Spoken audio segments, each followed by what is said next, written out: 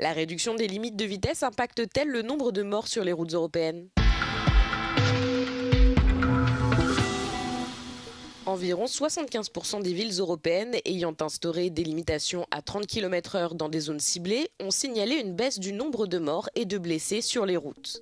C'est ce qui ressort d'une enquête menée par Eurocities sur la base des réponses fournies par 38 villes de 19 pays européens. Environ 19 400 décès ont été enregistrés sur les routes européennes en 2025. Les conducteurs et les passagers de voitures représentant 44% de l'ensemble des victimes.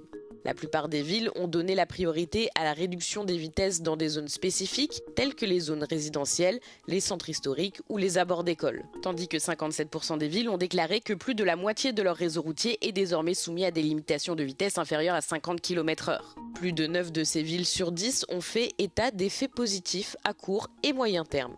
Les villes ont indiqué avoir constaté une diminution du nombre d'accidents et de blessés graves pour tous les usagers de la route ainsi qu'une réduction de la pollution sonore. Malgré certaines affirmations selon lesquelles les limitations de vitesse à 30 km/h entraîneraient une augmentation des embouteillages ou des coûts liés à la congestion, cette limitation n'a eu aucun effet négatif global sur la congestion, le volume de trafic ou les temps de trajet. Ce changement a toutefois rencontré des résistances lors de la planification et de la mise en œuvre. Près de la moitié des villes ont signalé une opposition politique, tandis que plus d'un tiers ont dû faire face à une résistance de la part du public.